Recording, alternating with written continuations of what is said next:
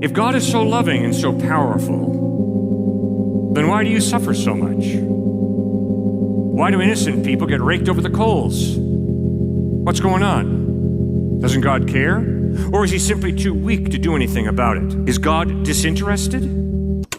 First part of the answer is, I do not know. And I can promise you in 1997, when I went out to Madison, Wisconsin, where my younger brother, was a transplant surgeon, transplanting kidneys and livers, I went out there because his 7-year-old daughter had just been crushed in a car accident to death.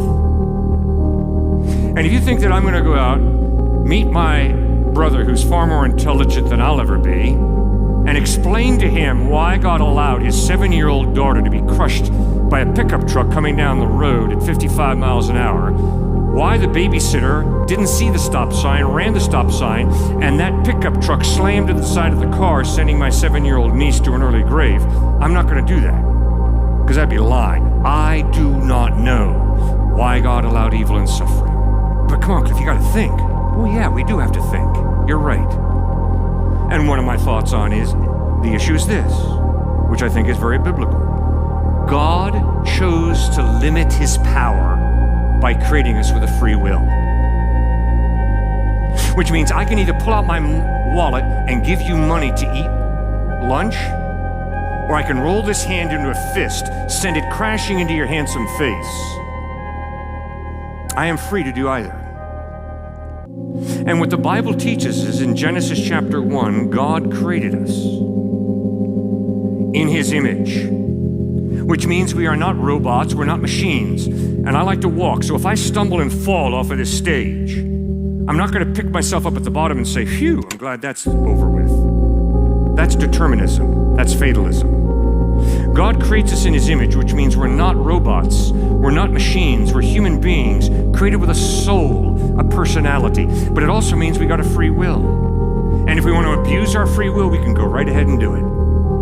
But there will be a day of judgment when God promises to hold us responsible for the free decisions that we have made. And that's why Joshua stands before the people of Israel and says, if serving the Lord seems undesirable to you, then choose for yourselves this day whom you will serve. But as for me and my house, we will serve the Lord.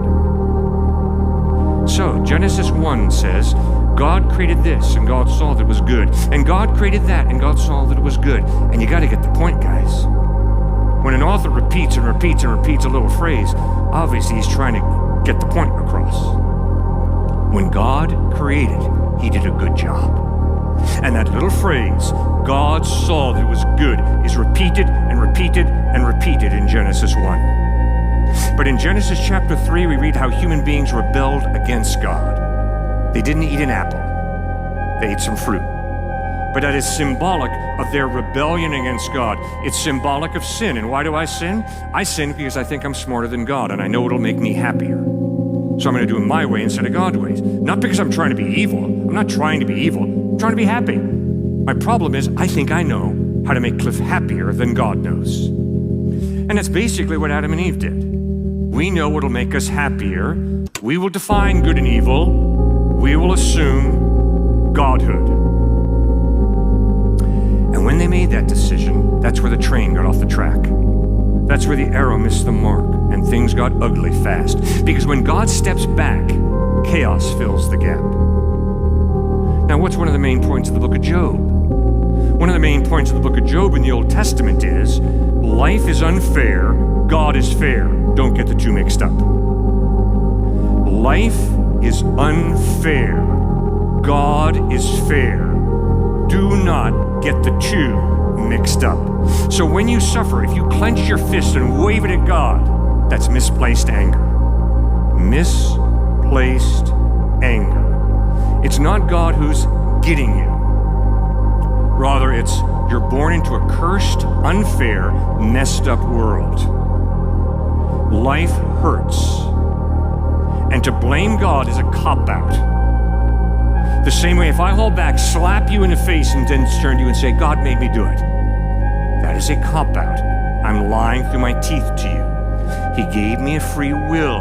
I am responsible for feeding you, or I am responsible for slapping you. God gave me that innate ability. That's part of why I believe we have a soul. Because you see, friends, if there is no God, you don't have a free will.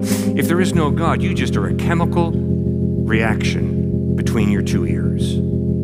That's all you are. And determinism wins the day. Fatalism wins the day. What will be, will be. What is. No, the Bible teaches we've been created in the image of God. We have a soul, and that means a rational mind, a free will, the ability to love or to hate or to be indifferent. We choose.